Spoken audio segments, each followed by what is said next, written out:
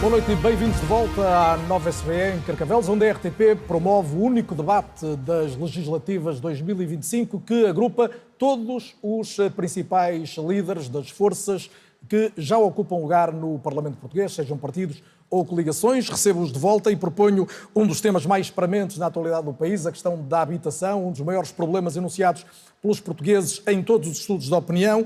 Temos um dos países mais inacessíveis para adquirir casa ou mesmo para arrendar. Temos rendimentos que não acompanharam claramente o aumento dos preços das habitações e procuram soluções, desde logo na construção pública, mas não apenas. Pedro Nuno Santos, comece por si. O senhor conhece bem este assunto, até porque tutelou, enquanto ministro, esta questão, mas disse num debate recente que se aproximava... Eu não quero ser desagradável. Não, mas eu é que dirijo o debate, André, vai-me desculpar. Agora, eu quando falar, eu já lhe disse, quando for a sua intervenção, o André vai colocar a sua nota. Não. A pergunta agora... me dê a palavra. André Ventura vai falar e na oportunidade em que falar poderá colocar alguma nota... Pode voltar ao tema. Não vai obrigar a mudar a orientação do debate, que agora é sobre a habitação. Acho normal acusarem de uma coisa dessa. André, vou respeitar a sua posição e o André vai respeitar a minha, como sempre fizemos. Pedro Nuno Santos, a pergunta é para si, dizia eu, conhece o dossiê, diz que se aproxima da AD em relação à habitação, que não tem uma visão muito diferente. Porquê? Onde me aproximo da AD é no diagnóstico de que é preciso construir mais e para aí. Porque, na realidade, as políticas que a AD seguiu no último ano tiveram como consequência uma aceleração dos preços do setor imobiliário. As casas hoje estão mais caras do que estavam há um ano e as políticas que a AD adotou acabaram por contribuir para isso, porque vínhamos a assistir a uma desaceleração dos preços. Desse ponto de vista, a AD falhou totalmente, porque grande parte dos jovens, a maioria, aliás, ficou ainda mais longe de conseguir comprar uma casa do que estava há um ano. E a AD também falhou nos apoios ao arrendamento. Hoje um jovem está à espera mais de meio ano para que o Porta 65 lhe pague as rendas que lhe são devidas. Desse ponto de vista, não há nenhuma proximidade. Agora é preciso construir. Algumas das casas que Luís Montenegro entregou devem-se aos programas que foram lançados quando eu era ministro. Luís Montenegro, sou ministro das Infraestruturas, e esse trabalho é preciso continuar. É preciso que nós continuemos a construção, intensifiquemos a construção, porque essa é a forma mais eficaz de nós conseguirmos garantir casas para os portugueses, casas para os jovens e não apenas para os jovens. E, portanto, aquilo que nós defendemos é uma conta corrente no Estado, financiada não apenas com os lucros da Caixa Geral de Depósitos, mas com dinheiro do Orçamento de Estado, que permita às nossas autarquias recorrer a esse financiamento para construir em casas que as pessoas consigam pagar ou construir em casas para um arrendamento que as pessoas consigam pagar e que permita, no regime de renda resolúvel, ao fim de 15 ou 20 anos, mediante o pagamento de um valor residual, as casas ficarem para si. Mas a construção, como o Pedro Nuno Santos sabe, demora a produzir efeito. Demora. E este assunto, esta questão não precisa de um choque no imediato? Demora, e se nós tivéssemos outros governos começado este trabalho há 20 ou 30 anos, nós hoje estaríamos em melhor situação. Mas isso não significa... Foi o PS quem governou mais tempo. Mas isso, o PS, o PSD e o CDS. Mas isso não significa que nós não devamos aumentar a construção hoje.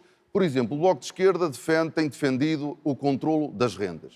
E é uma medida que é bondosa. Ela, no curto prazo, pode ter mesmo como resultado a redução das rendas. Mas no contexto de um mercado sobreaquecido, a tentação é, no final do contrato, muitos senhorios deslocarem a casa do mercado de arrendamento para o mercado de venda. E aquilo que era uma medida que à partida parece bondosa, pode ter o efeito perverso de alguns inquilinos que durante a vigência do contrato pagam uma renda mais baixa, mas no final do contrato podem mesmo perder a casa. Um governo liderado por si nunca avançará com essa medida? Não, a regulação do mercado é importante. Nós tínhamos adotado, ainda no governo anterior do Partido Socialista, algumas regras de regulação do alojamento local que o governo da AD tratou logo de retirar. Ora, o que isso fez foi aumentar a pressão do lado da procura. Todas as medidas que a AD tomou tiveram esse efeito nefasto. Foi aumentar a pressão do lado da procura. No último trimestre do ano passado, nós tivemos um aumento dos preços de 15%, superior a 15%. Ora, isto é a prova de que a política da AD e do Governo para a habitação acabou por ter um efeito contrário àquele que era esperado e Luís desejável. Montenegro, qual é a cota-parte de responsabilidade que assume em o problema estar longe de estar resolvido? Por um lado, a AD falhou ZIG, Por outro lado, estamos a inaugurar casas que ainda vêm do tempo do Partido Socialista. Eu peço desculpa, isto sinceramente tem que arranjar uma formulação mais que condiga mais com o Primeiro-Ministro. Esta incomoda muito, não é? Não é uma questão de incomodar, não tem absolutamente... Não incomoda. O professor é muito incoerente. Não tem absolutamente sentido nenhum. O senhor é incoerente. As políticas que Luís Montenegro adotou em termos de habitação... Agora já não é. Mas agora, Pedro Santos, é a vez do Luís Tiveram Montenegro como falar. consequência o aumento dos preços... Comecei por si, Pedro Santos, agora é a vez do Luís o Montenegro. afastamento da população... Compreendo que não é fácil a Pedro Nuno missão, Santos mas não consegue dar uma Luís resposta Montenegro, sem ser incoerente na própria resposta. Não há incoerência nenhuma. E depois fica muito incomodado por essas incoerências serem anotadas. Faz Luís Montenegro, esta questão do aquecimento da política, Pedro Nuno Santos, permita agora a resposta, por favor. Esta questão do aquecimento da procura, quando a oferta não sobe... Está a ficar alterado. Luís Montenegro, Lembre-se da sua nova figura agora. Não tenho essa atitude, não tenho essa atitude. Deixe-me responder. Num frente a frente podia ser interessante. Estão mais 6 candidatos aqui, peço a vossa compreensão. O Pedro Nuno Santos hoje está particularmente nervoso. Por favor, na questão do aquecimento da procura, quando a oferta não acompanha e não pode acompanhar todos. Foi Luís Montenegro. Deixe-me só dizer o seguinte. É evidente que nós não tivemos sequer tempo de provocar esse efeito no mercado antes conseguíssemos, no espaço de um ano, resolver essa questão. Nós estamos a atuar do lado da oferta e do lado da procura. Nós estamos a atuar do lado da oferta porque nós mais do que duplicámos o objetivo de construção e reabilitação de casas na esfera pública. Passámos de 26 mil para 59 mil. Não é verdade. Ao mesmo tempo, estamos a trabalhar com o Banco Europeu de Investimento uma linha de financiamento para que as estratégias locais de habitação dos municípios possam ser cumpridas nos próximos anos, o que significaria, se nós conseguirmos essa linha de financiamento, construir mais 130 mil novas habitações, sendo que aí também se podem integrar reabilitações de edificados públicos. Dizer depois, do lado da procura, nós ajudámos os jovens casais portugueses a comprar habitação, desde logo com a isenção do pagamento do IMT, do imposto de selo e não menos importante... Mas isso não aumenta o preço das habitações? Não aumenta o preço? O que aumenta é a possibilidade dos jovens comprarem casa. E, por outro lado, não menos importante, porque muitos jovens tinham esse obstáculo, nós colocámos em execução uma garantia pública para cobrir a parte que os jovens não conseguiam financiar na medida em que as entidades bancárias não financiam os 100% da habitação. Isto do lado da aquisição. Do lado do arrendamento, nós estamos a diligenciar no sentido de alargar, aliás, já está em execução, alargar o âmbito das candidaturas. É verdade que há um problema de atraso no procedimento, porque nós alargamos também a capacidade das pessoas candidatarem. São mais 500 candidaturas superior a meio por mês. ano. São mais 500 candidaturas por mês. Mas deixe-me dizer uma coisa. Tem que concluir que está com vantagem de tempo. Ninguém deu uma machadada maior no mercado de arrendamento do que o governo do Partido Socialista. A simples introdução do arrendamento coercivo deu uma mensagem de desconfiança ao mercado que nós ainda estamos a pagar. Porque as pessoas desinvestiram, as pessoas não colocaram as suas habitações no mercado, as pessoas têm receio do congelamento das rendas, têm receio da compressão da capacidade do mercado de poder acompanhar aquilo que é o seu normal funcionamento. Porque nós temos de atuar simultaneamente do lado da oferta, do lado da procura. Ficou claro o seu ponto de vista. Mas se não houver oferta, quem paga é sempre a procura. Porque com menos oferta, que foi o que aconteceu nos últimos anos, é inevitável o aumento do preço. No arrendamento, globalmente, a oferta tem aumentado, mas o ponto de partida também era muito baixo. Não estou a falar de um ano ou dois, estou a falar de uma tendência... que a oferta é que tem aumentado. De uma tendência dos últimos anos. Mariana Mortágua, tem sido a sua principal bandeira nesta pré-campanha, a questão dos tetos às rendas é quase a sua bala de prata. Mas quando Portugal aprovou em 2022 um travão até aos 2% de aumento e com o Mais Habitação 2023 também a limitar aumentos em novos contratos, isto já não são tetos que foram colocados e de eficácia relativamente duvidosa? Na verdade, esses tetos aos aumentos das rendas foi o que permitiu que as rendas não aumentassem mais. O que nós estamos a propor não tem a ver com o aumento, tem a ver com tetos ao valor máximo das rendas. Há duas novidades nesta campanha eleitoral, acho eu, nós tivemos aqui há um ano, e podemos identificar duas novidades nesta campanha. A primeira é a medida dos tetos às rendas que o Bloco de Esquerda trouxe para este debate e que marcou o debate da campanha eleitoral. Eu diria mesmo que deve ser a medida mais debatida desta campanha e provavelmente das poucas medidas de política pública que está a ser debatida. E, em segundo lugar, é a desistência do Partido Socialista relativamente à habitação, com Pedro Nuno Santos a dizer, nós aproximamos da AD, não temos solução diferente. E esta é a citação completa. Aliás, Pedro Nuno Santos tem toda a razão. Não é verdade. As políticas da AD fizeram subir o preço das casas, a isenção de IMT e todas as políticas fiscais. Mas o PS já disse que vai manter todas. Vai manter todas, não tem nenhuma solução diferente, há um pacto. Ana, mas Porque o a impacto- limitação o dos impacto aumentos, do deixa-me só, aumento já está colocar este número. A limitação dos aumentos decidida em 2022 provocou uma redução do número de casas disponíveis para habitação, nesse momento, de cerca de 20%. O número de casas disponíveis para arrendamento aumentou, quer em Lisboa, quer no Porto. Isto não impediu Globalmente. os preços de continuarem a aumentar. Nós temos um pacto dos principais partidos, não é só dos principais partidos, é do PS e de toda a direita, que nos diz, é o pacto da paciência.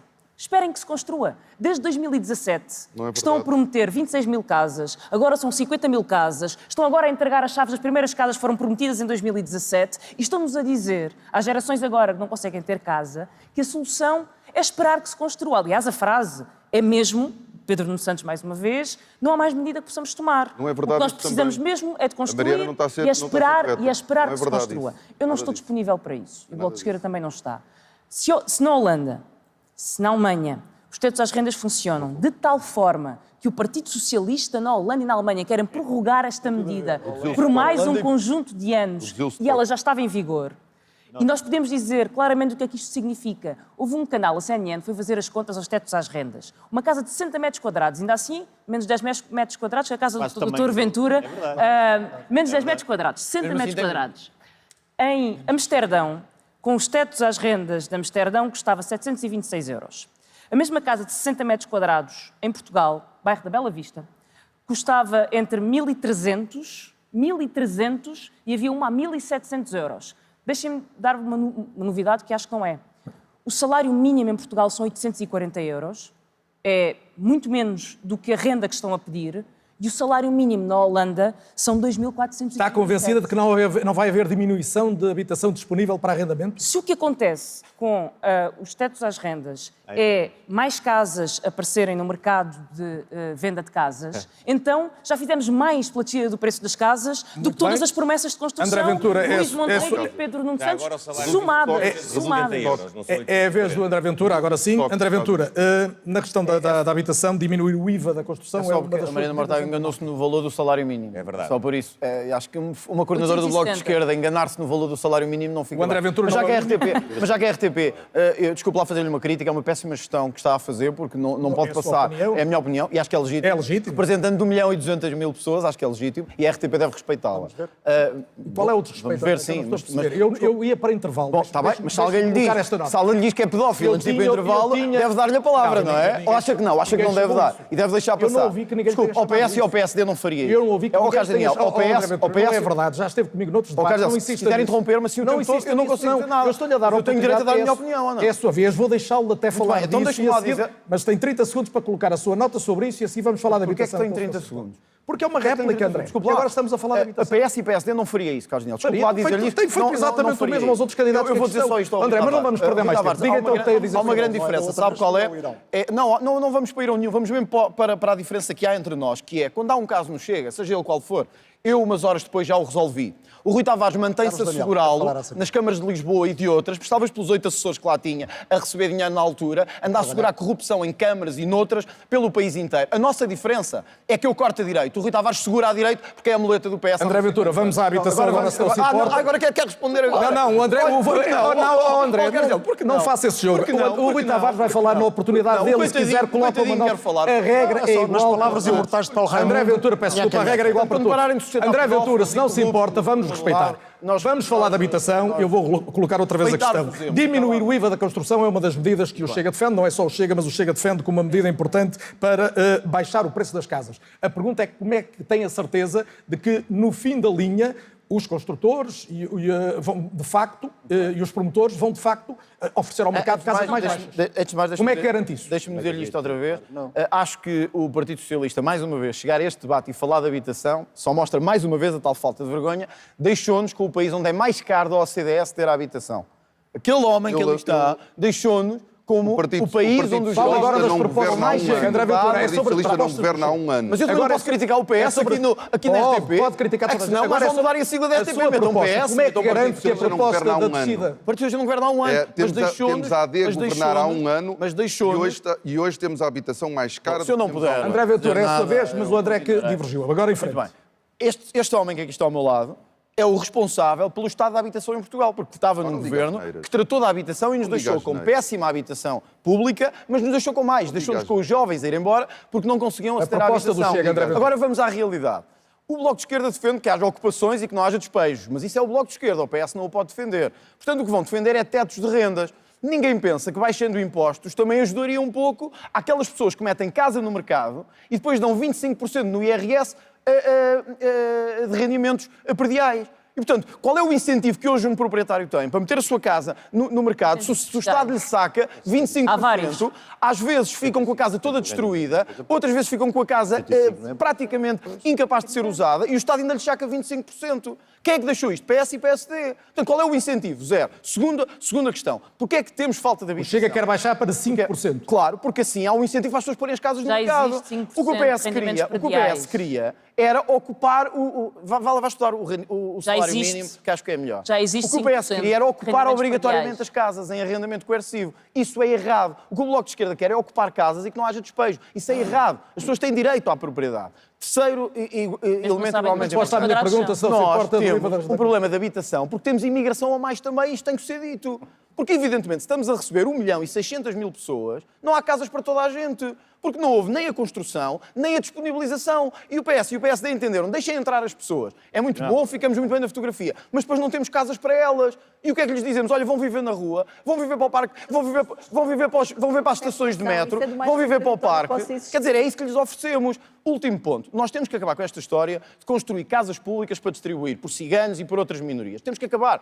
Porque andamos há anos a construir casas que vão para os mesmos coitadinhos de sempre, que se pega nelas e diz assim, tu trabalhas, não, levas a casa à mesma. E o outro que está a 1 quilómetro não tem nada. Esta é a verdade. Andamos a distribuir casas por quem não quer fazer nada. E depois quem precisa não tem. E isto quer PS, está claro o seu ponto de vista. Rui Tavares, o Rui defende tetos às rendas e pergunto-lhe que tipo de tetos, se um teto mais transversal ou se com variações em função do tipo de contratos ou dos locais, das zonas onde se localizam as habitações. Os controlos aos preços das rendas fazem parte da caixa de ferramentas que os Estados têm em vários países do mundo em situações de crise como esta.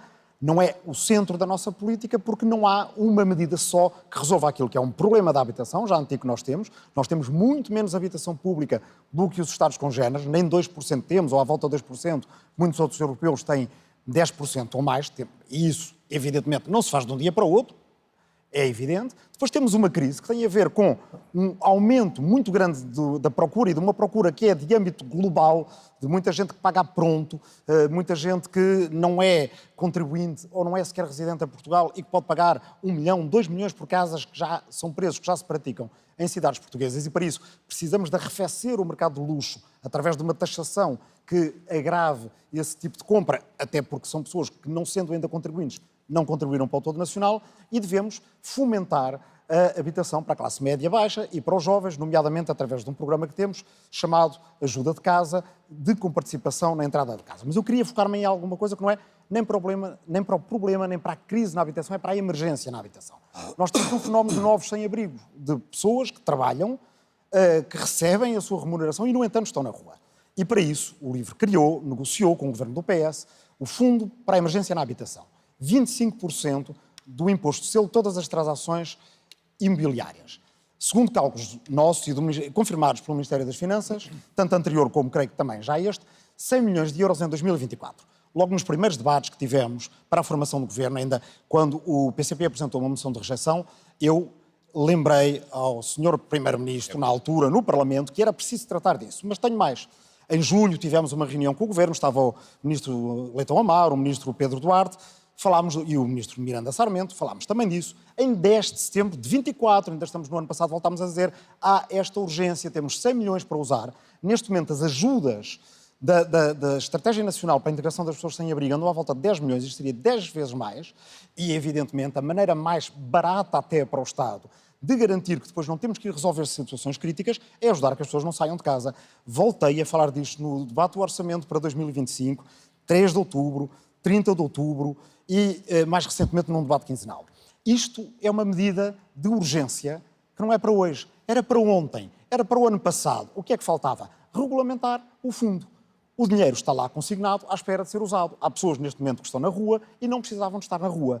E, portanto, não é com uma medida apenas, é com um leque de medidas. Isso é incúria de quem? Para o médio. Bem, primeiro, eu creio que foi negociado para o Orçamento de 2024 e aquele governo caiu logo e, portanto, aqui temos que ser justos. A incúria do atual governo, ainda por cima, como eu digo, não foi por falta de aviso, não foi por falta de lembrança, ficou por fazer e era uma coisa que era urgente. Rui Rocha, Rui Tavares, obrigado. Rui Rocha agora. Rui Rocha, o Mais Habitação prevê, e é uma questão muito concreta, que os novos contratos só possam ter uma subida das rendas de cerca de 2%. Eu diria que todos conhecemos casos de pessoas que tinham um contrato de arrendamento e que, perante o novo contrato, o aumento foi de tal modo que não puderam continuar a viver na mesma casa. A minha pergunta é se devemos fiscalizar mais, ou seja, fazer com que os senhorios, os proprietários, cumpram esta lei, ou se, pelo contrário, esta lei não faz sentido. Carlos Daniel, o que nós precisamos de fazer é de construir mais. Construir. Mas eu tenho aqui uma nota anterior, porque eu ouço estas posições sobre tetos de renda e às vezes parece que temos aqui um conjunto de propostas a que eu chamo propostas da Frente Popular da Bancarrota. Nós temos nacionalizações, Bloco de Esquerda, o PCP, tetos de renda, já vimos que o LIVRE, o Bloco de Esquerda e o PCP defendem, limites a salários, subidas de 15% do salário mínimo, equiparação das pensões ao salário mínimo, aqui do André Ventura, defesa do protecionismo, das tarifas, das guerras comerciais, aqui o André Ventura também a defender as políticas de Donald Trump e, portanto, eu chamo isto uma espécie de terraplanismo, obscurantismo económico. As poucas verdades que o Rui Rocha agora disse. Nós temos que partir para outras soluções para a habitação. Eu ouvi Luís Montenegro e Pedro Nuno Santos a acusarem-se mutuamente e, curiosamente, eu concordo com as acusações que um e outro fizeram entre si. Concorda com ambos? Concordo com as acusações que fizeram um ao outro. Concordo com as acusações. Porque é verdade. Mesma solução de ambos. É verdade. E ela é assim, concorda com os dois? Não, eu concordo. Vai explicar e está com Eu concordo com as acusações, vamos entender, eu concordo com as acusações que um e outro fizeram entre eles. É evidente que o PS tem uma enorme responsabilidade na crise da habitação. Pedro Nuno Santos foi o ministro das Infraestruturas e da Habitação. E os portugueses devem mesmo perguntar se alguém que não teve competência para ministro se pode apresentar a primeiro-ministro. Os portugueses decidirão. Agora, a AD piorou o problema. Isto é verdade. Porque a AD tomou um conjunto de medidas, trouxeram mais procura e mesmo os jovens que Luís Montenegro fala, hoje, com o aquecimento do mercado, aquilo que tiveram de pagar a menos, se tivessem comprar casa, já tinha sido comido pelo aumento dos preços. O que é que a AD não fez? Não tomou medidas do lado da oferta. Vamos à construção pública. Não é uma questão de falta de dinheiro. A questão é que o Estado não tem conseguido executar o dinheiro que tem disponível. E, portanto, a solução tem que ser outra. Sim, baixar o IVA da construção. Porque há muitos projetos que hoje não avançam, sobretudo para a classe média, porque o custo fiscal, nomeadamente do IVA, é demasiado elevado. Temos que baixar o IVA da construção para 6%. Aliás, a habitação é um bem essencial. Ninguém compreende que pague IVA de bem de luxo, de um iate. E, portanto, temos que baixar para 6%, para trazer mais construção. E a pergunta que fazia o André Ventura também te faço assim. E tenho a certeza que consegue que os promotores coloquem no mercado as casas mais baratas? Tenho a certeza que aumentando, por exemplo, não aconteceu. Tenho a certeza que aumentando a construção, com outras medidas que também quero falar, haverá mais oferta e isso trará mais oportunidades para os portugueses comprarem casa. Segunda questão muito importante do ponto de vista da oferta. Simplificação. Os portugueses hoje são sujeitos a um martírio quando querem construir casa, que pode demorar meses ou anos até obter um licenciamento. Mas há um ponto ainda muito importante, que é o mercado de arrendamento. A AD não fez praticamente nada. O Ministro das Infraestruturas apresentou um plano de construção. Tinha medidas do arrendamento, umas entraram em vigor ao fim de 20 dias, outras ao fim de 60. Até hoje não aconteceu nada. É evidente que temos que baixar os impostos para quem tem propriedade, para ter um incentivo a colocá-la no mercado, e é evidente também que temos de tratar da justiça, porque quem tem propriedade tem medo dos problemas que arrendar pode trazer. E, portanto, nós temos que ter soluções para o imediato, arrendamento, trazer mais casas para o mercado, existem alguns milhares de casas ainda disponíveis para isso, portanto, melhorar as condições para quem tem propriedade, pôr no mercado e construir e começar já. Já agora, só uma nota final. Eu ouvi o Luís Montenegro a dizer que o Estado não consegue resolver 500 processos dos subsídios de arrendamento. Estamos a falar de 125 processos por semana. Estamos a dizer que o Estado atrasa 6 ou 7 meses os subsídios que as pessoas estão à espera porque não consegue tratar de 125 casos por semana. Se isto não é a falência do Estado e da gestão do Estado, eu então já não sei o que dizer. Raimundo, como é que... São mais 500 por mês. Como é que Eram 2 meses, Rui Rocha. Eram 2 meses, agora são 7. Os projetos são mais... Se sobrar algum tempo nesta ronda da habitação, ainda permite essas réplicas, para já, Paulo Raimundo, a sua leitura sobre este problema grave, não duvido que partilhe dessa preocupação, e sobre a forma como se pode incentivar a que os proprietários coloquem mais casas desde logo no mercado de arrendamento. Olha, se me permite, eu acho que o Pedro Nuno Santos utilizou aqui a palavra-chave do confronto que está, de dois projetos que estão em confronto. É a palavra mercado. E este mercado, o tal mercado, Pedro Nuno Santos, Luís Montenegro, André Ventura e Rui Rocha, de forma muito entusiasmada, defendem, foi este mercado que nos trouxe à situação em que nós estamos hoje. Porque este mercado, com 2% de habitação pública e 98% de mercado privado, nas mãos da banca e dos fundos imobiliários, trouxeram-nos à situação que chegámos hoje. E foi aqui dito logo na entrada do tema, o Carlos Daniel frisou isso, Portugal é um dos países com as casas mais caras, mas curiosamente é um dos países também com os salários mais baixos. Ora, este é o grande problema que é preciso resolver. Nós precisamos de enfrentar a especulação, precisamos de pôr a banca e os fundos imobiliários a contribuir para este problema, com os seus pouquíssimos, entre aspas, lucros, e precisamos de aumentar os salários e os rendimentos de quem cá vive e de quem cá trabalha. Como é que se constrói mais e se evita a especulação? Só construção pública? Vamos lá ver. Nós não temos um problema de construção pública no nosso país. Então nós temos 2% de habitação pública num país e 98% do setor privado. Não há um problema, não há a mão do Estado, diria assim, a abafar a iniciativa privada, como o Rui Rocha está sempre entusiasmado a dizer. Não, nós precisamos de construir mais, é verdade. Nós precisamos de pôr 1% do PIB, pelo menos, para a intervenção pública, para a construção, para a reabilitação e para o aproveitamento do património do Estado para a habitação. Este é um caminho. E precisamos fazer uma outra coisa. Como eu disse há pouco, é preciso pôr os 6,3 mil milhões de euros de lucros da banca a contribuir para este problema, que é coisa que passa sempre ao lado. Pede-se esforço a cada um de nós, pede-se esforço a quem trabalha, pede-se que se aguente esses salários baixos para aguentar as prestações da casa, para pagar as rendas, pede-se esforço às vezes aos senhorios, mas nunca se pede nenhum esforço, nenhum cêntimo à banca. Isto não pode continuar assim, porque se isto continuar assim, os resultados finais vão ser exatamente os mesmos que se estão a fazer agora. Isso me permite, para acabar, que é o problema do arrendamento. Nós temos regras hoje, já fixam tetos para as rendas. Temos rendas é preciso olhar mesmo. Temos rendas congeladas em Portugal. Ui, isso é que é um problema, Rui Rocha. É. Olha, já agora, Rui Rocha. Diga, já agora, só por curiosidade, se o Carlos Daniel me permitir. A sua proposta é mesmo acabar com o congelamento das rendas, dessas poucas que existem? Para aqueles contratos de 1990? Fica a pergunta no ar. Fica a pergunta, a resposta imediata, Luís Montenegro também. Claro. Mas já agora, se me permite, só para acabar a questão da renda.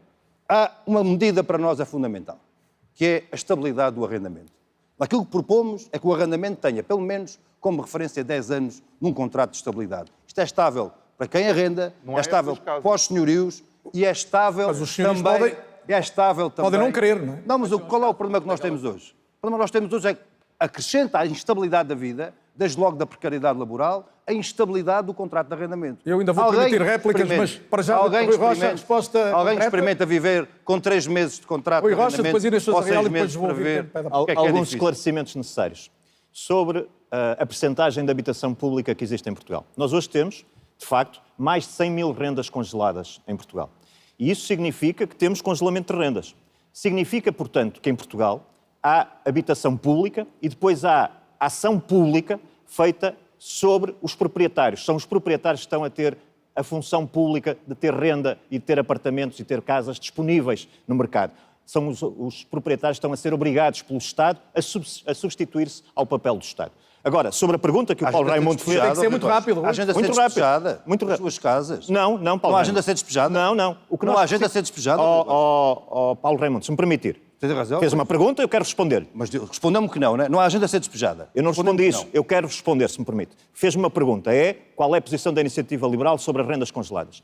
Deve ser feito o descongelamento de rendas, o mercado deve funcionar e a ação social deve ser feita pelo Estado. Aqueles que não têm possibilidade de pagar renda de acordo com o mercado, devem ser subsidiados. Vai ficar caro ao Estado, é muita gente. Já houve estudos sobre isso que falam de 500 ou 600 milhões. É o custo que a medida tem. Não podem ser os proprietários a fazer ação social. O Estado existe. Olha, é melhor isso do que gastar dinheiro na EFASEC como o PS decidiu. Não há Sousa Real, para ter resultados no imediato é preciso mexer na fiscalidade, aliviar a fiscalidade da parte dos proprietários ou não? Não há despejos.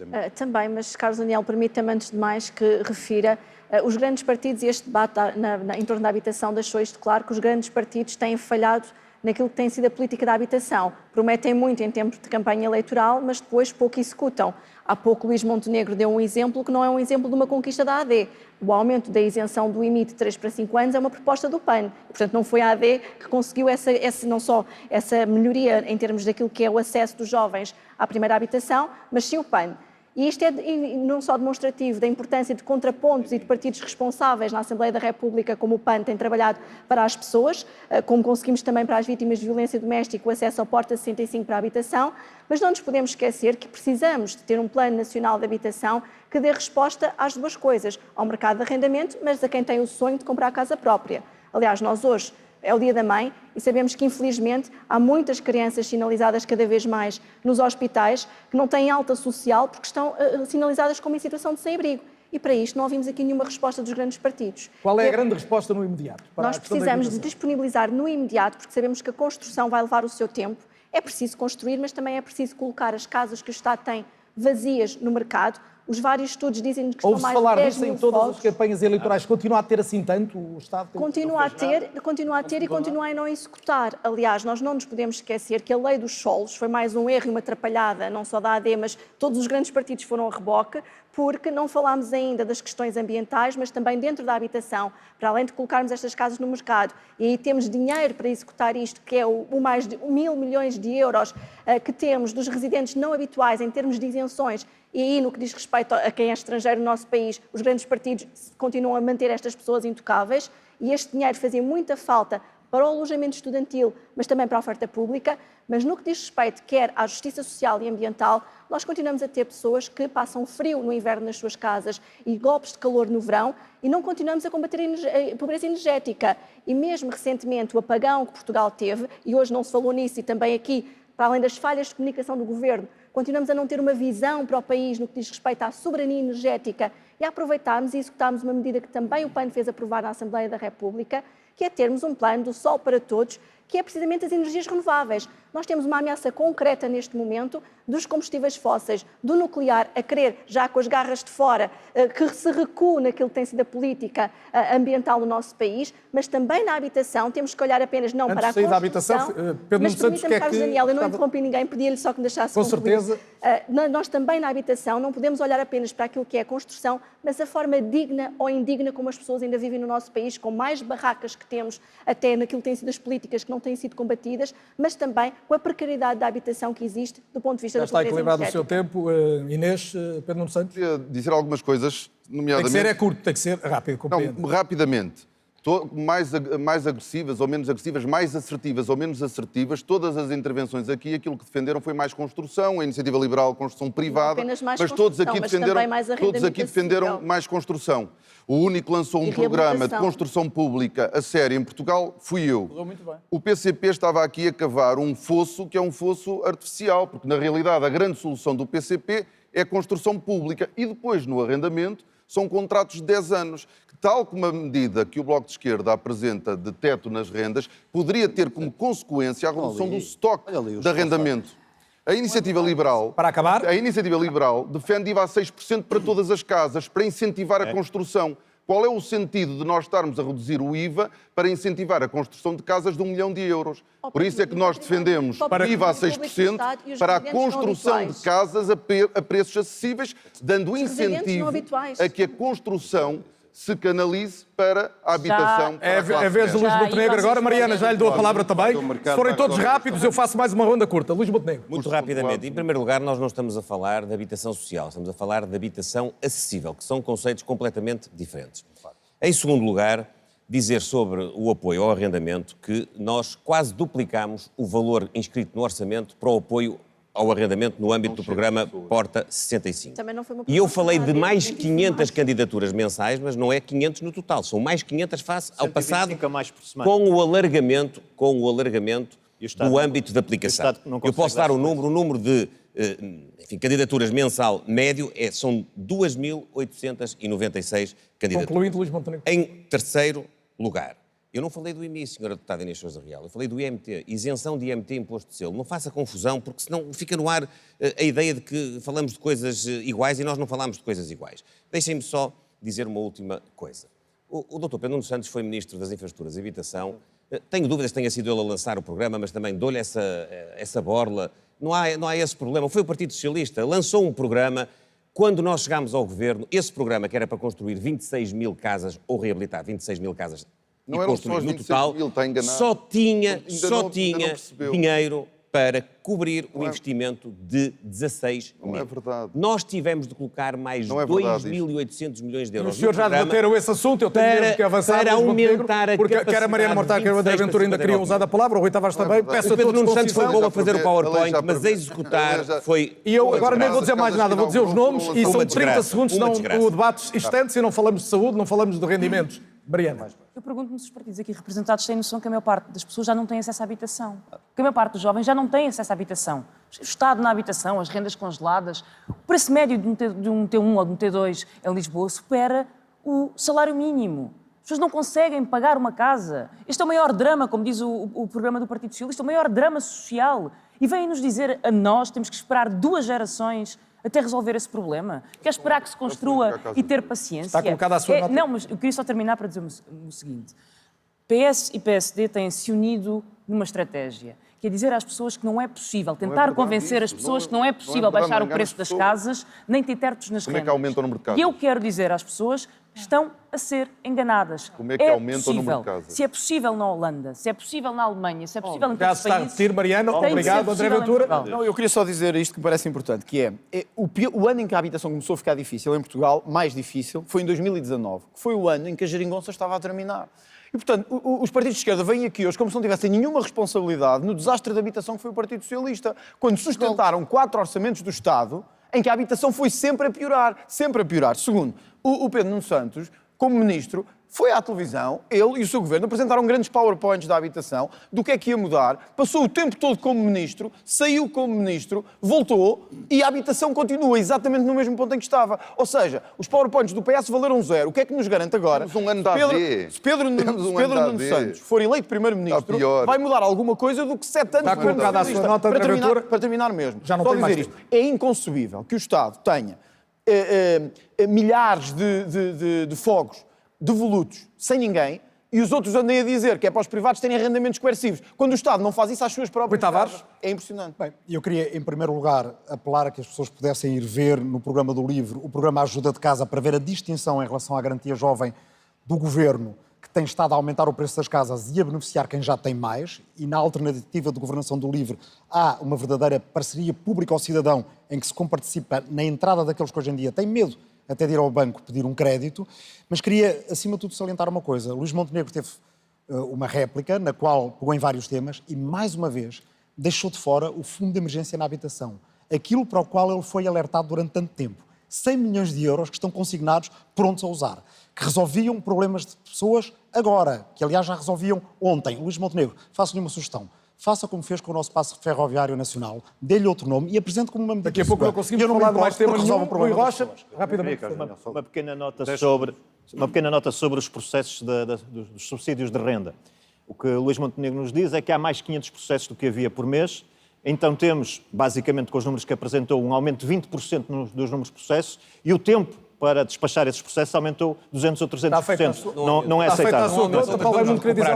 Vamos recuperar. Não é aceitável. É 5 segundos. Competente. O Iru também estava sem capacidade, foi assim que o Pedro Montenegro, agora parece que sou eu. O Pedro Nuno Santos, agora parece que sou eu. Muito competente. O tema foi tratado.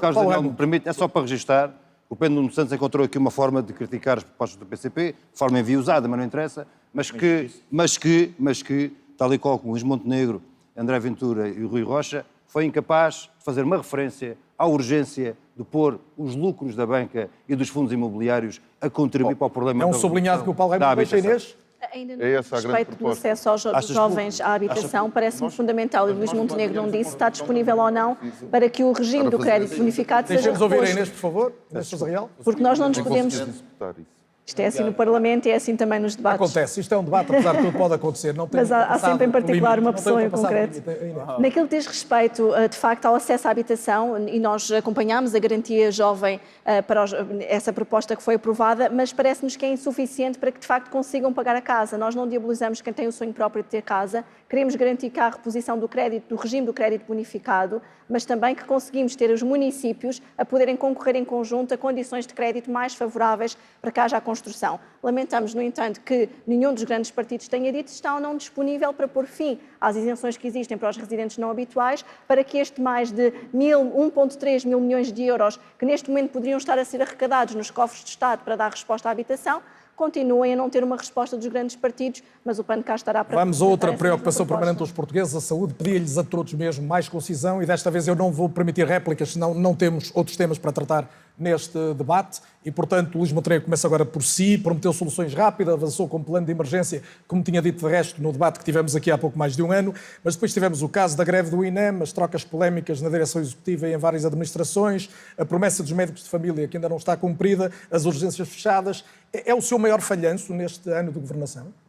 Não, nem é um falhanço. É uma política que está em execução e que tem muitas dificuldades, porque o ponto de partida era efetivamente um ponto de partida calamitoso. Agora, o que é preciso nós atendermos é o seguinte: o Serviço Nacional de Saúde, como esteio principal do nosso sistema de saúde, está hoje em transformação e tem mais capacidade de resposta hoje do que tinha há um ano atrás.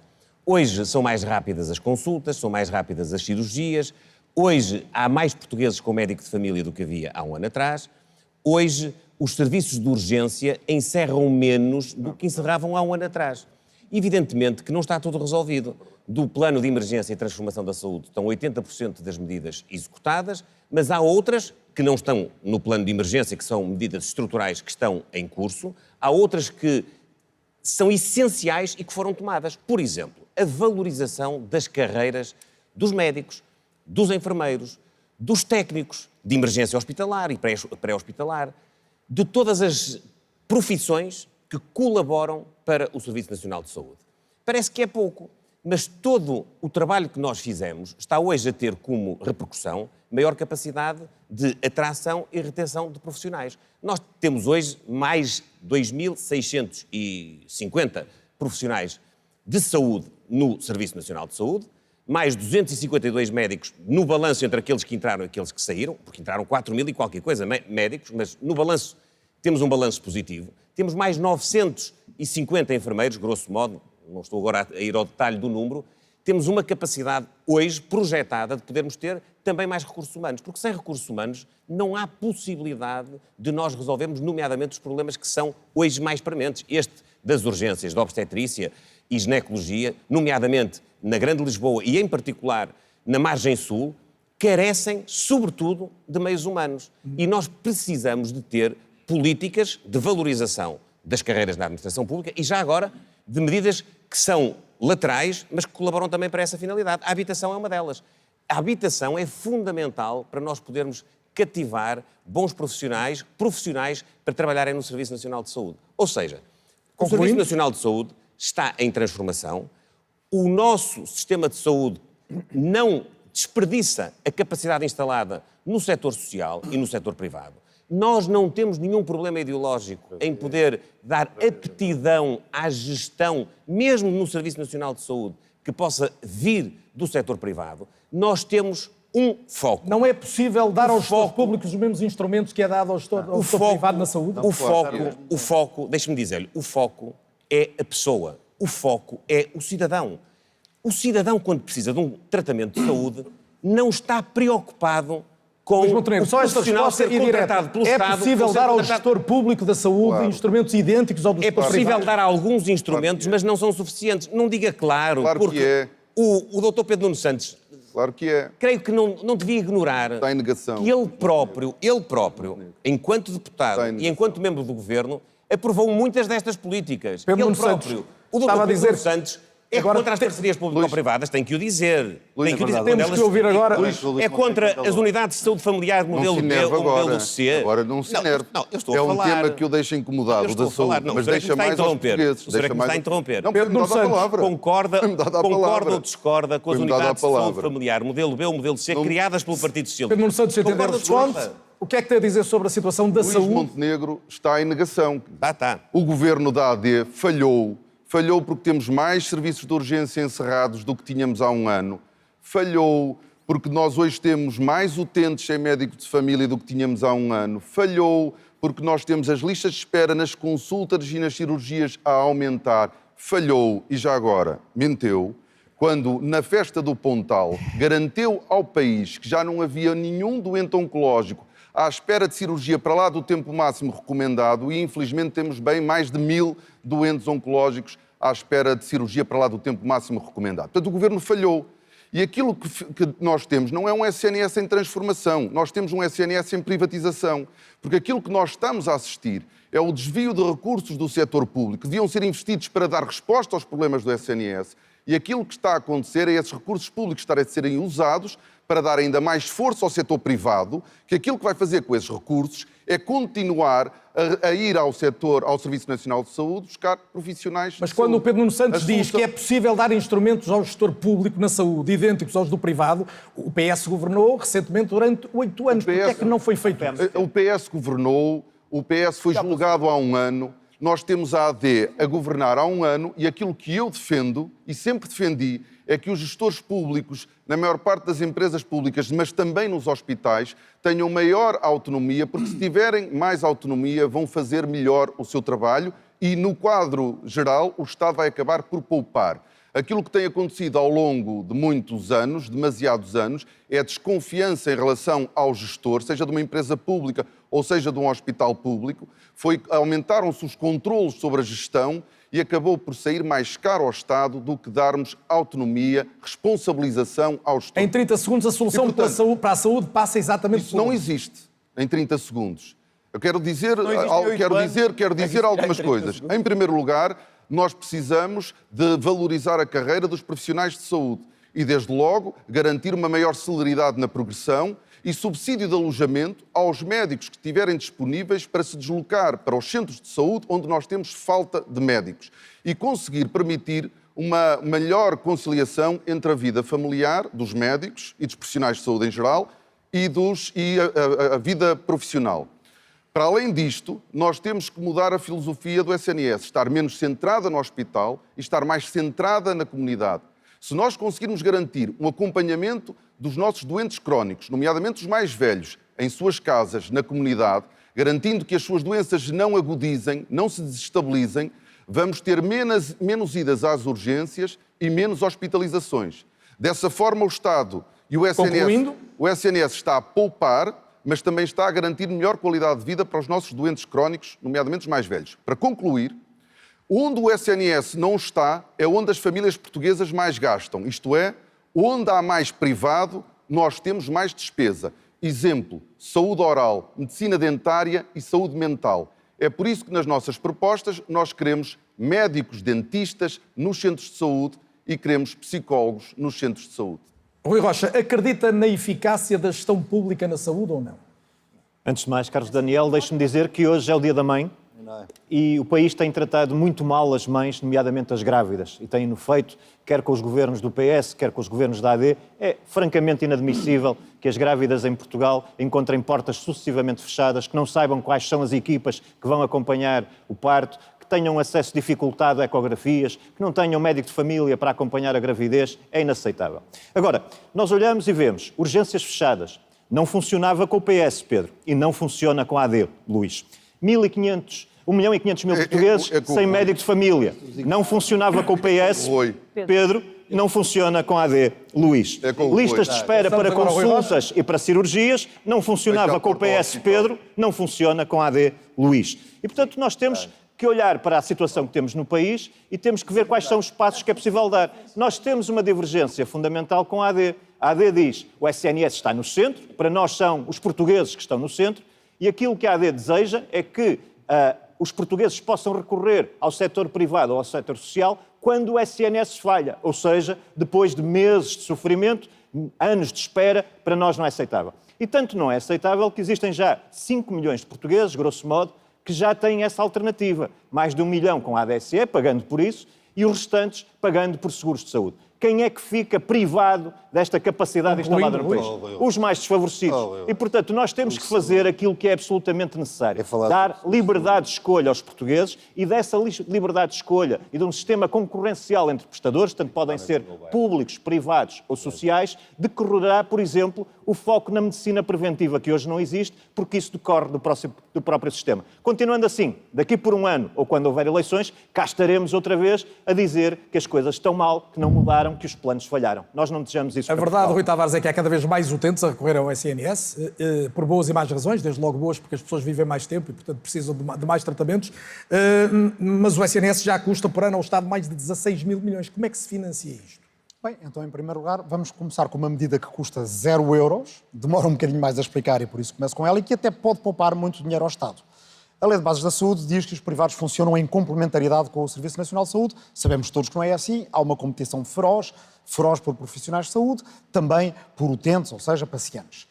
E essa concorrência é muitas vezes desleal, porque neste momento o Serviço Nacional de Saúde está nessa concorrência a lutar com uma venda nos olhos e o braço amarrado atrás das costas.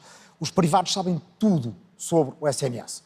Grelhas salariais, número de procedimentos, número de camas, as normas para os procedimentos, e os privados não têm as mesmas obrigações de reporte nem de transparência.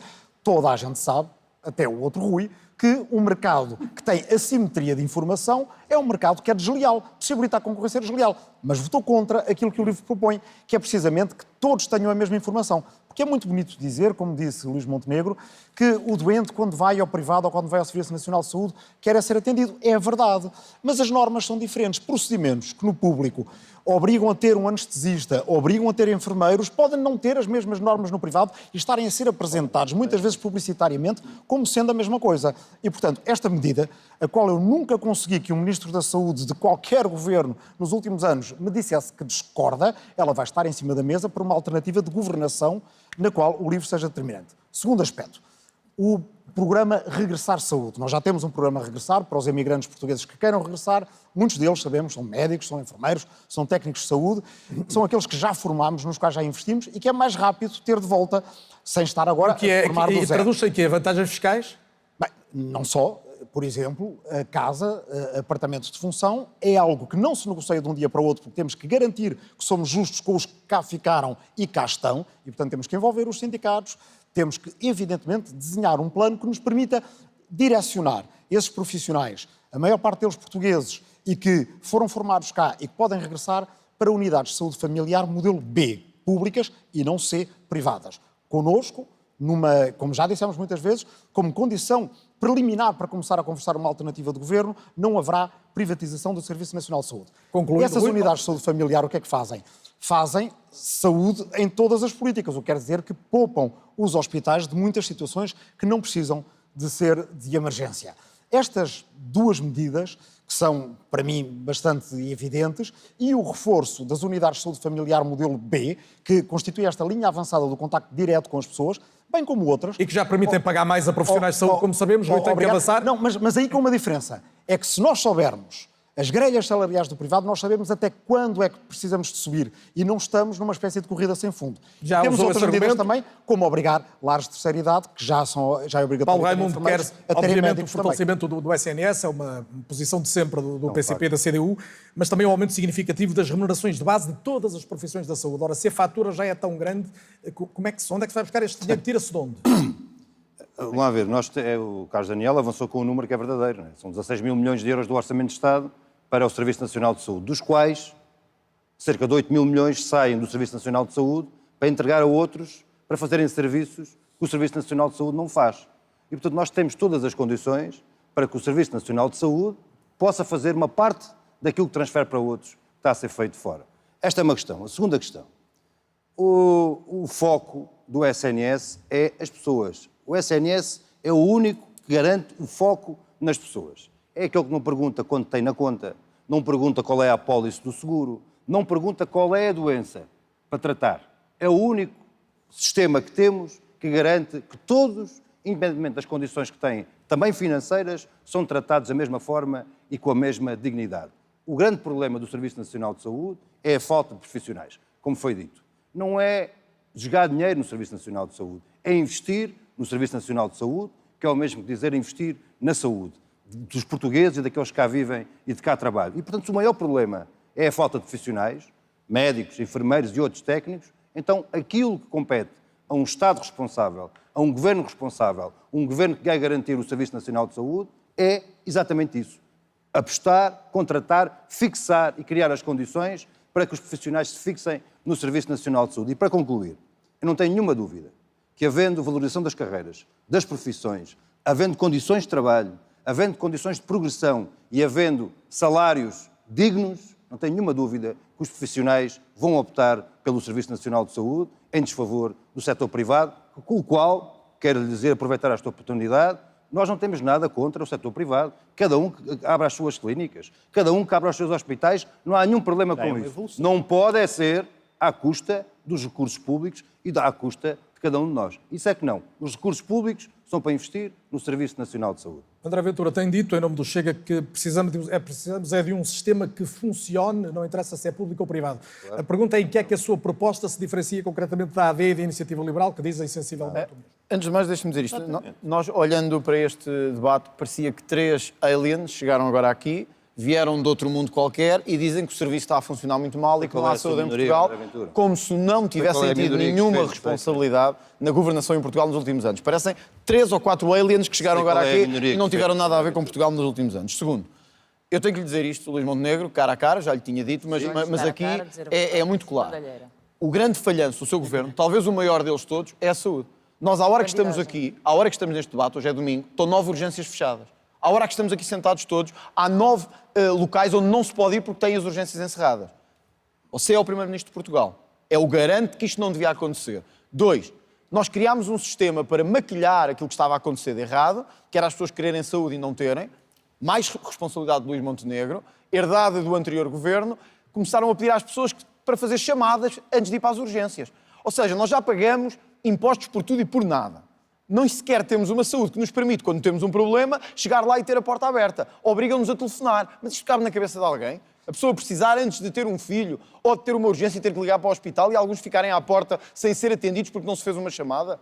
É ridículo, é um dos grandes falhanços do seu governo. Não é o contrário. É mesmo um dos grandes falhanços do seu governo. É um dos grandes falhanços do seu governo. 2, este governo fez o que os outros fizeram do PS. Foi nomear mais gente para o Serviço Nacional de Saúde. Aliás, nomearam um diretor executivo do SNS que não percebemos bem para que é que serve, porque na verdade só serviu para vir receber mais um salário, para ficar a agigantar um serviço onde já se gasta, como disse, dezenas de milhares de milhões de euros, com um desperdício anual de 2 mil milhões. Nós gastamos na saúde mais de 2 mil milhões. Atenção, não é em cirurgias, em trabalho, André em acompanhamento. Peço que conclua, assinalando as diferenças só dizer em relação à AD. É em desperdício e em fraude. É em desperdício e em fraude. Está com vantagem de tempo. Já André tem mesmo que concluir. Ouvi muito falar dos profissionais de saúde. Então, nós propusemos, e voltamos a propor, que o trabalho suplementar de enfermeiros, auxiliares, médicos, não seja tributado em IRS. O governo rejeitou isso. Então, estas pessoas matam-se a trabalhar para conseguir, para lá das suas horas de trabalho, dar-nos uma saúde decente. E ainda lhes vamos sacar essa parte do rendimento. Para terminar, se o meu tempo está avançado, eu não consigo compreender. E este é talvez o terceiro grande falhanço do governo de Luís Montenegro. Eu não consigo compreender como é que, herdando do PS, uma situação em que quem vem de fora tem prioridade ou entra no nosso sistema de saúde quase à vontade. E os nossos emigrantes lá fora passaram a estar inativos no sistema de saúde e depois passaram para uma coisa chamada listas paralelas. Então, vamos lá ver. Está colocado o seu ponto, André Ventura, como disse, leva vantagem já no tempo. Quem vem tem a nossa saúde em tudo. Quem está lá fora pagou impostos e é português. Não tem saúde para nada. Está concluída a sua É mais um falhanço de Luís Montenegro. Mariana Mortágua, até que ponto a saúde não precisava de um quadro legal específico que facilitasse, de facto, a gestão e a autonomia das unidades? Bom, quase uma solução de emergência. A saúde precisa de uma solução de emergência há muito tempo. E há muito tempo que se vem a arrastar os problemas que se vão acumulando. Os problemas que nós estamos agora a sentir não foram criados no mês passado. São fruto de anos de um modelo errado. Mas já agora o Bloco também suportou uma maioria parlamentar que... Eu não quero voltar a esses tempos, mas na verdade, eu lembro-me de termos sido muito criticados porque chumbámos um orçamento ao Partido Socialista precisamente por causa da saúde. Precisamente por causa da saúde. 4 anos depois. Foi um longo processo em que muitas das críticas que fazemos são aquelas que o Partido Socialista agora faz ao PSD.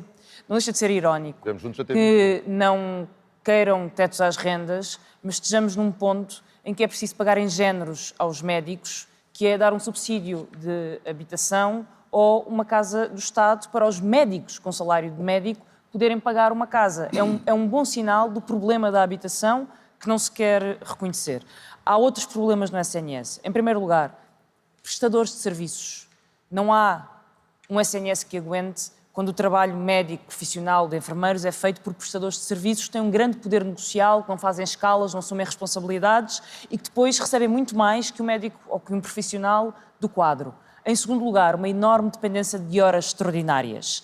Tudo isto sai muito mais caro do que investir em carreiras. E em terceiro lugar, aquilo que é pago em convencionado ao privado. O Rui Rocha diz que era um modelo em que o Estado contratualiza com o privado. Normalmente os liberais gostam muito desta ideia do Estado-papá que paga para os privados terem lucro e contratualiza com o privado, mas isso já é o que acontece agora. Há um cheque cirurgia, há contratualizações com o privado quando passa um determinado tempo de espera. Esse modelo não está a funcionar. Qualquer modelo vai precisar de investimento. Qualquer modelo vai precisar de dinheiro. Para pagar ao privado também é preciso dinheiro. Mais ainda porque é preciso pagar os lucros do privado. A questão não é essa. A questão é se nós queremos um modelo público em que tudo o que investimos fica para nós, para os nossos filhos, para os nossos netos e que serve a toda a gente, ou se abdicamos desse modelo público e damos ao privado o poder de chantagear nos preços e na oferta. Inês Sousa Real diz que a solução para a saúde passa não por uma privatização, mas melhor gestão. Consubstanciada em quê? Bom, desde logo não nos podemos esquecer que o SNS precisa de mais investimento, ter um maior reforço e que temos que ter uma gestão pública, mas evidentemente com uma perspectiva de optimização dos recursos. Nós olhamos para o SNS e não podemos ignorar que temos mais de 39 mil pessoas sem médico de família do que no ano passado. Também o facto de não haver estabilidade nos 3 diretores técnicos do SNS ao longo, porque tivemos 3 neste último ano, também não contribui para que possa haver essa visão para o SNS. E temos áreas muito particulares, como é o caso da saúde mental, em que tem havido um subinvestimento.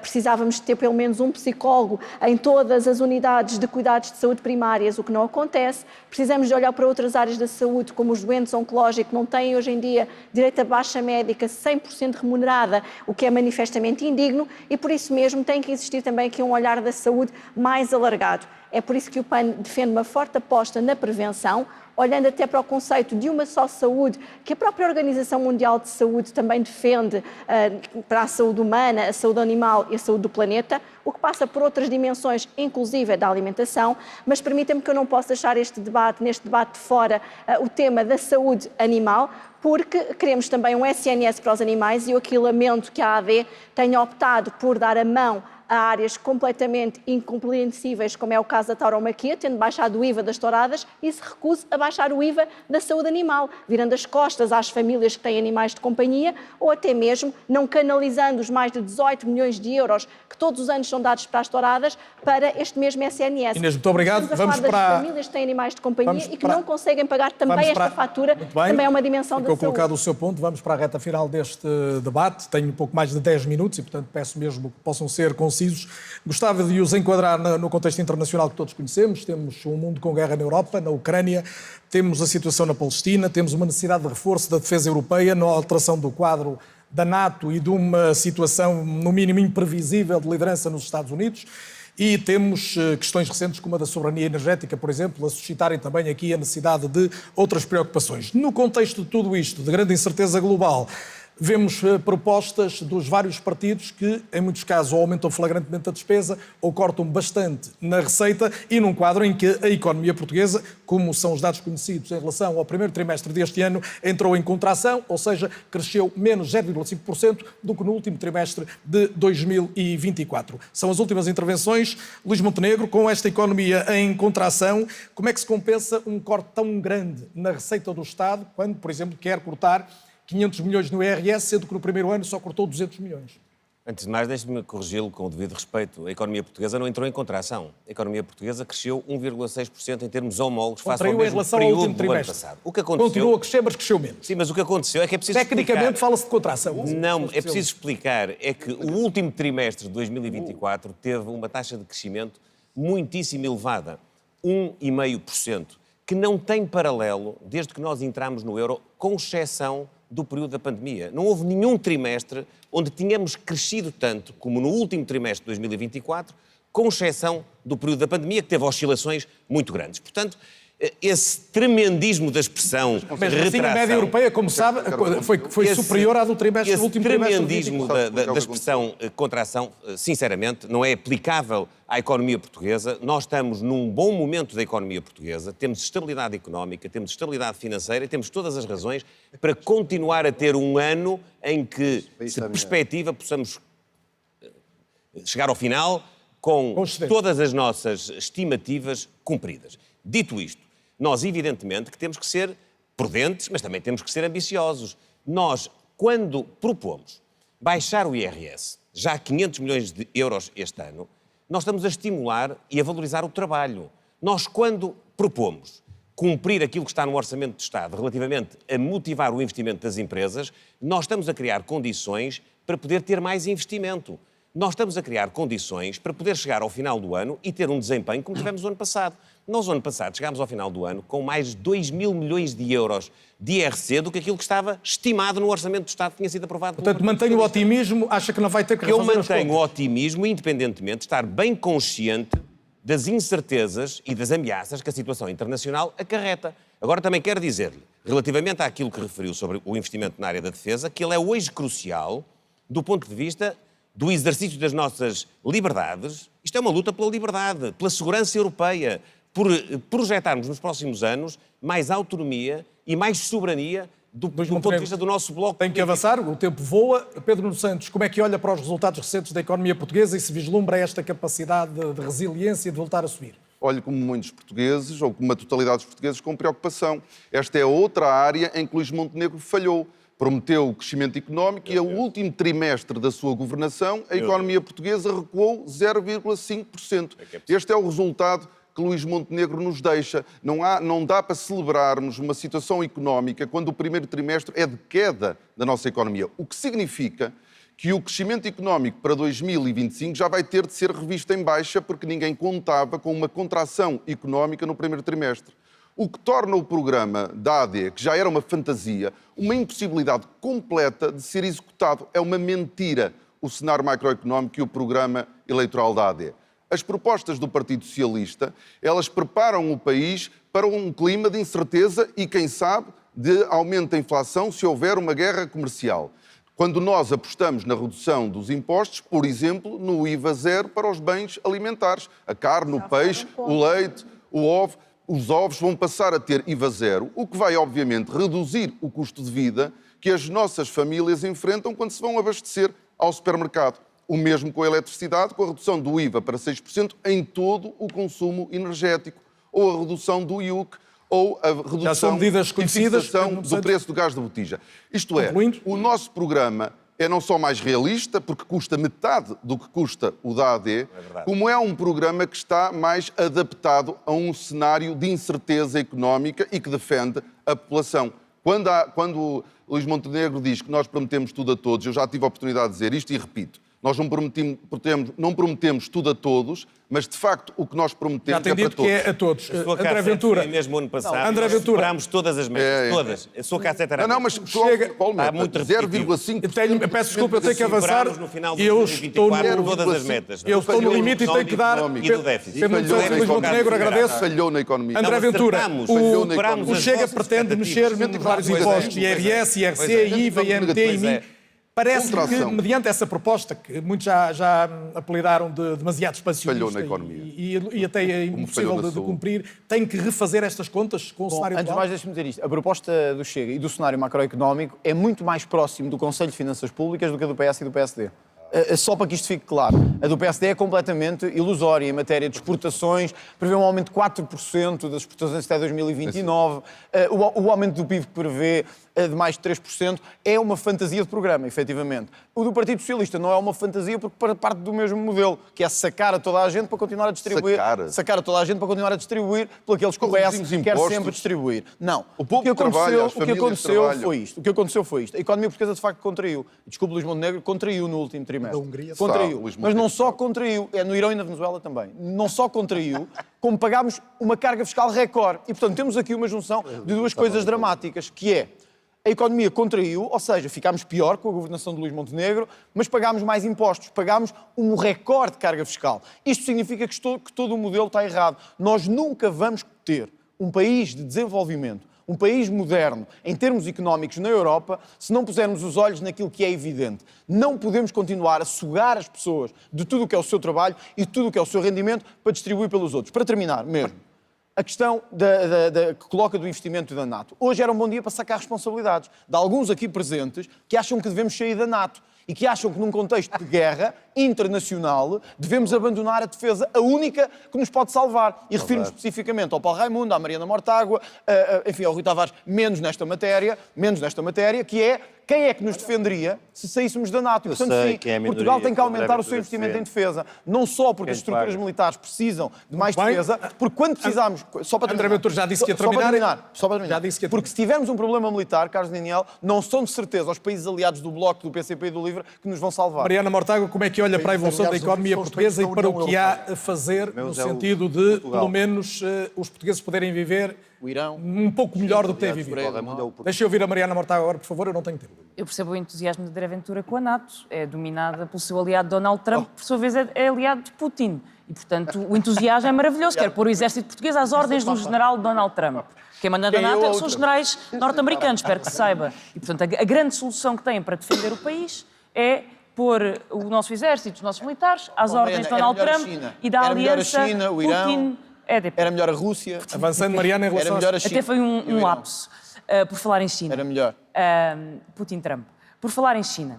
Se estamos a falar sobre soberania, então eu quero falar sobre a EDP e a REN, que o PSD vendeu ao Estado chinês com o apoio e o aplauso de André Ventura. E vamos falar sobre a segurança de termos um sistema elétrico que não controlamos e que ficou agora muito bem patente. Se vamos falar sobre o modelo económico, então gostaria de falar sobre um modelo económico de baixos salários, gostaria de falar do modelo económico de turistificação em massa, um modelo económico de uma bolha imobiliária e já agora dizer que interessa pouco o que a economia cresce se os salários não crescem com a economia e se os lucros dessa economia são concentrados na banca, nas grandes empresas de retalho, nas empresas de energia, porque são lucros conseguidos à custa de baixos salários e de faturas imensas da luz, do supermercado. Portanto, se queremos falar sobre economia, vamos falar sobre descida do IVA de bens essenciais, mas vamos também falar sobre distribuição de riqueza e sobre o que nós queremos para a industrialização do país, para a transição climática, para a recuperação de setores estratégicos. Se temos um plano para o que é que queremos no país, em vez de ter uma economia de especulação e de baixos salários. Está claro o seu ponto. Rui Rocha, o contexto atual de incerteza permite na mesma a ambição de reduzir tanto o IRC, por exemplo? O contexto atual implica que nós tenhamos que acelerar o que temos de fazer na economia portuguesa para termos crescimento económico. A próxima legislatura tem que ser a legislatura do crescimento económico. Sobretudo para dois grandes grupos. Para os jovens. Nós temos jovens com desemprego de 20% ainda em Portugal, com salários baixos. Não podemos continuar a ser o país dos salários de 1.000 euros para os jovens, com dificuldades de acesso à habitação e com dificuldades de transportes e de mobilidade no país. Segundo grupo que é muito importante trazer para a luz do dia. Aqueles a quem eu tenho chamado as gerações dos entalados, os que têm entre 36 anos e 67 anos de idade. Carregam o país às costas. O esforço fiscal de que todos falamos é carregado por estes. E agora, com uma nota adicional, é que no debate entre Luís Montenegro e Pedro Nuno Santos, ambos disseram que não havia um problema de imediato para resolver na Segurança Social. Estes mesmos que carregam o país às costas, se nada for feito, quando chegarem à idade da reforma, vão ter a primeira pensão correspondente a 40%, ou um pouco mais de 40%, do último salário. Portanto, nós queremos reformar a Segurança Social. Era boa. Portanto, nós queremos fazer uma aposta estratégica na descida dos impostos para as pessoas, para as famílias, porque criam riqueza. Quem trabalha, quem produz, quem se levanta cedo, quem se deita tarde, tem que ter uma compensação justa pelo seu esforço. E para as empresas, porque nós queremos que as empresas pequenas sejam médias, as médias grandes, as grandes multinacionais e queremos atrair investimento estrangeiro. Porque está provado que as grandes empresas pagam melhores salários. Queremos que os jovens Rui Rocha tem mesmo que avançar. Paulo Raimundo quer a recuperação de setores estratégicos. Como é que isso se consegue?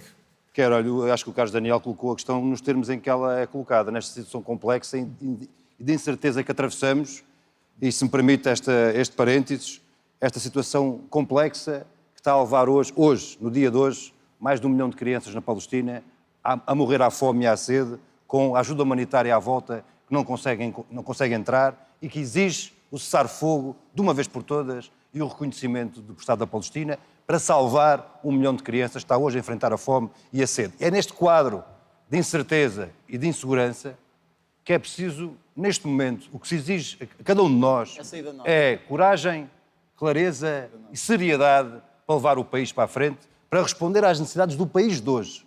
E que não pode continuar a ser um país de baixos salários. É este o grande confronto que também está em causa no próximo dia 18. É se o modelo económico continua a ser assente nos baixos salários, na precariedade, na desregulação dos horários, do apertar daqueles que põem o país a funcionar, põe a economia a funcionar, elaboração contínua, trabalho por turnos, na sequência interminável de esforço e dedicação e sempre apertados com os seus salários, ou se vamos mudar esse rumo económico com linha de aumento dos salários, de elevação das condições de vida e de aumento das pensões e das reformas. É este o desafio que está em cima da mesa.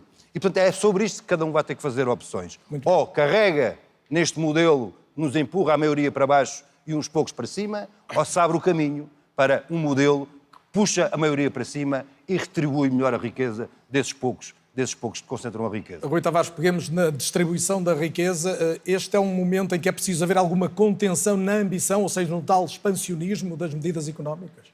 Bem, eu acho que se alguma coisa nós podemos retirar de andarmos nestes microciclos políticos e ainda termos discutido tudo isto há um ano, é aprender com os erros do passado. Eu estive num debate há um ano, o debate das rádios, com Luís Montenegro a dizer que os outros planos eram pouco ambiciosos porque com o PSD iríamos crescer 3,5% até 2008. O que entregou agora foi uma contração de menos 0,5%. Somos o único país que estamos a contrair na União Europeia. Aliás, há outro, que é a Hungria.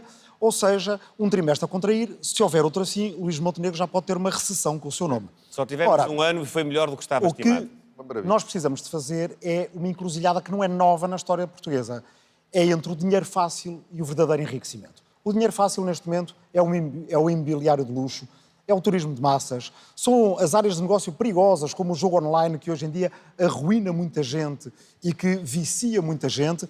Este é o dinheiro fácil, como antes já foi o ouro do Brasil, como antes já foi o petróleo das ex-colónias. O verdadeiro enriquecimento é cuidar daquilo que é nosso, bem do nosso território, da nossa biodiversidade, da nossa diversidade paisagística, é valorizar a nossa força de trabalho, que hoje em dia é mais qualificada do que alguma vez foi no passado, é, na Europa, ter uma alternativa de governação que passa pela construção de uma comunidade europeia de defesa, é no plano internacional, sim, ter uma política clara, coerente, de direitos humanos, e não no fim da de uma linha, mas que também só funciona se tivermos uma alternativa de governação, porque, na verdade, no Parlamento já votámos várias vezes a independência da Palestina e até agora nenhum governo a reconheceu. Estou para lá do tempo, Rui Tavares, é preciso alguém que diga, o que não foi dito nunca, nem sequer nos tempos da geringonça, que só há uma alternativa de governação, pelo menos da parte do LIVRE, em que o LIVRE participe, que o LIVRE faça parte, que o LIVRE apoie, se esse reconhecimento for imediato e se o apoio à Ucrânia não for abandonado. Muito bem, Rui Tavares, tem que avançar. Peço desculpa, tenho mesmo que avançar. Rui, não tem mais tempo e nas suas real. Mas se tivermos essa alternativa, ainda o apanhamos. Tem receio do que pode dar esta guerra comercial, a guerra das tarifas, e tem dito que é preciso uma visão de longo prazo que dê alguma proteção à economia. Isto passa por quê?